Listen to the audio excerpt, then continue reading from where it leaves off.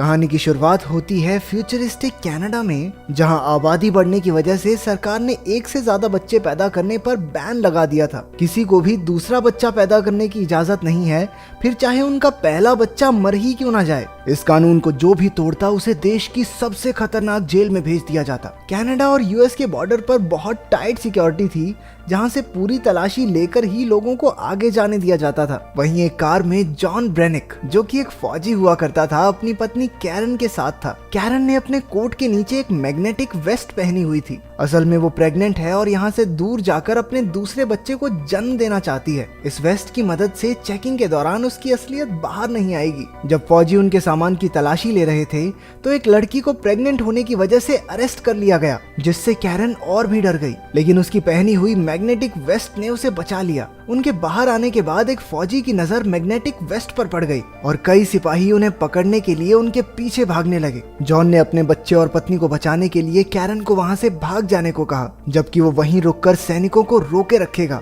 इसके बाद जॉन को बंदी बनाकर बाकी कैदियों के साथ एक जेल में ले जाया जा रहा था, जिसका नाम है फोर्ट्रेस। यह देश की सबसे हाई टेक्नोलॉजी वाली जेल है, जिसे एक रेगिस्तान के बीचों बीच बनाया गया था। वहां से किसी का बच निकलना नामुमकिन था। जब कैदी अंदर पहुंचे तो गार्ड्स ने उन्हें पूरी तरह नंगा करके उनकी चेकिंग की। इसके बाद सभी कैदियों को एक कमरे में ले जाकर उनके पेट में हाईटेक ट्रैकर डाल दिया गया। अगर कोई भी कैदी जेल के नियमों को तोड़ेगा तो ये सिस्टम एक्टिवेट होकर उसका पेट फाड़ देगा। डायरेक्टर पो ने सबसे कहा कि अगर कोई भी कैदी येलो लाइन से बाहर जाएगा तो उसके पेट में जोरदार दर्द होने लगेगा और रेड लाइन को पार करते ही कैदी की मौत हो जाएगी। एक कैदी घबराकर गलती से येलो लाइन के पार चला गया और अचानक पेट में तेज दर्द की वजह से नीचे गिर पड़ा। उसे कुछ समझ नहीं आ रहा था तो उसने गलती से रेड लाइन भी क्रॉस कर दी। उसी समय उसका पेट तेजी से फूलने लगा और कुछ ही पलों में धमाके से फट गया। इसके बाद सभी कैदी लिफ्ट से अंडरग्राउंड जेल में पहुंचे, जो धरती के 30 फ्लोर नीचे जाकर थी। जॉन को नीनो नाम के कैदी के साथ Z10 नाम का रोबोट एक सेल में लाया। कैदियों को बाहर जाने से रोकने के लिए सभी सेल्स के बाहर लेजर बीम्स लगाई गई थी। जॉन वहां डी-डे और अब्राहम से मिला। रात को सोने से पहले अब्राहम ने जॉन को चेतावनी दी कि गलती से भी कोई सपना ना देखे। सबके सोने के बाद जेड वहां चेकिंग पर आया। वो जॉन का दिमाग स्कैन करके उसके सपने तक पहुंच गया। जॉन सपने में अपनी पत्नी कैरन को देख रहा था। अपने मॉनिटरिंग रूम से पो ने भी जॉन का सपना देखा और उसकी नजर कैरन पर टिक गई। क्योंकि वहां किसी को सपना देखने तक की इजाजत नहीं थी, इसलिए पो ने जॉन का सिक्योरिटी डिवाइस एक्टिवेट कर दिया और पेट में जोरदार दर्द की वजह से वो नींद से उठ खड़ा हुआ। अगले दिन मजदूरी करते वक्त मैडॉक्स नाम के आदमी हूँ आदमी से प्यार करता हूँ टाइप के कैदी ने नीनो का गलत फायदा उठाना चाहा। जॉन तुरंत उसे बचाने पहुंचा, लेकिन जेड ने तीनों के पेट में डिवाइस एक्टिवेट करके लड़ाई रोक दी। इसके बाद तीनों को एक छोटे से लेजर सेल में रखकर पूछा गया कि आखिर शुरुआत किसने की। नीनो मैडॉक्स से बहुत डरता था, इसलिए चुप रहा। अपने दोस्त को बचाने के लिए जॉन ने लड़ाई का इल्जाम अपने सर ले लिया। इसके बाद जॉन को पो के ऑफिस में ले जाया गया, जहां वो कैरन को नहाते हुए देख रहा था। पता चलता है कि कैरन को भी पकड़कर जेल में डाल दिया गया था। पो ने जॉन और कैरन को बेरहमी से टॉर्चर करना शुरू कर दिया और दोनों दर्द में कराहने लगे। बाद में अब्राहम ने बताया कि फ्लोर ए और बी में सभी औरतें हैं और कैरन भी वहीं होगी। उधर कैरन जेल में दूसरी प्रेग्नेंट लड़की के साथ थी। जैसे ही उसे पेट में दर्द हुआ, गार्ड्स उसे जबरदस्ती पकड़कर ले गए। वहाँ हर एक औरत प्रेग्नेंट थी। कैरन को एहसास हुआ कि नए जन्मे बच्चों के साथ जरूर कुछ न कुछ किया जा रहा है। उधर आदमियों की जेल में मैडॉक्स ने जॉन पर हमला कर दिया। दोनों में जबरदस्त लड़ाई शुरू हो गई। कैरन अपने फ्लोर से जॉन को देखकर हैरान रह गई। मुकाबला टक्कर का चल रहा था, लेकिन अचानक से जॉन ने मैडॉक्स को ऊंचाई से नीचे धकेल दिया। मैडॉक्स ने किसी तरह किनारे को पकड़कर अपनी जान बचाई। पो ने ऑफिस से जॉन को ऑर्डर दिया कि मैडॉक्स को खत्म कर दे, लेकिन जॉन ने उसकी बात ना मानते हुए मैडॉक्स की जान बचा ली। गुस्से में पो ने मैडॉक्स के पेट में लगे डिवाइस को एक्टिवेट कर दिया, जिससे उसका पेट धमाके से फट गया। इससे पहले कि गार्ड्स उसे पकड़कर ले जाते,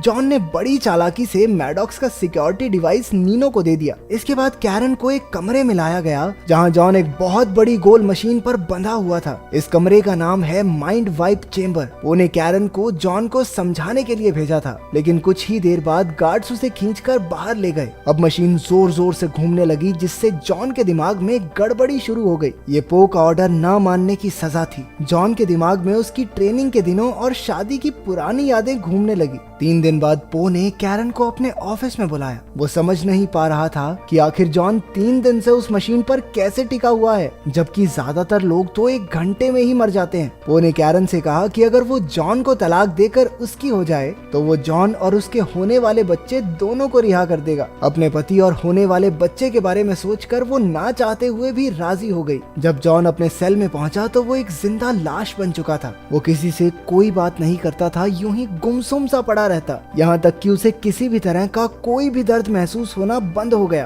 कैरन अब पो के साथ रहने लगी थी। एक रात उसने देखा कि पो एक कुर्सी पर कई सारी तारें अपने शरीर से जोड़कर बैठा है। पता चलता है कि पो को मॉडिफाई करके एक एडवांस ह्यूमन बनाया गया था। उसे ना तो कुछ खाने पीने की जरूरत है और ना ही सोने की, बस महीने में एक बार ये तारें जोड़कर एमिनो एसिड्स लेना ही उसकी खुराक है। जेल में पैदा होने वाले बच्चों के साथ भी यही किया जाता है। बहुत से ऑपरेशंस करके उन बच्चों को एडवांस ह्यूमंस बना दिया जाता है ताकि एक दिन पूरी धरती आम इंसानों और भूख प्यास से आजाद हो जाए। ये सुनते ही कैरन के होश उड़ गए। अब 4 महीने हो चुके थे, लेकिन जॉन की हालत में कोई सुधार नहीं था। अब्राहम ने उसे बताया कि कैरन का पेट बढ़ने लगा है और जल्द ही उनका बच्चा इस दुनिया में आ जाएगा। जॉन ने कोई हरकत नहीं की, लेकिन उसकी आंख से एक आंसू टपक पड़ा। उस रात कैरन ने पो को रिझाकर उसे खूब शराब पिलाई और बेहोश कर दिया। फिर वो कंट्रोल पैनल के जरिए जॉन के सपने में पहुंची, जहां बचपन में जॉन एक गड्ढे में फंसा हुआ था। कैरन ने सपने में जॉन को गड्ढे से बाहर निकाल दिया, जिससे असलियत में जॉन को होश आ गया। उसके साथ ही उसे ठीक देखकर बेहद खुश हुए। जॉन ने कैरन के साथ जेल से भागने के लिए अब्राहम की मदद मांगी। अब्राहम जॉन के लिए जोखिम उठाने को तैयार हो गया। जॉन के ठीक होने की खबर सुनकर कैरन बहुत खुश हुई। बाद में नीनो ने जॉन को वो सिक्योरिटी डिवाइस दिया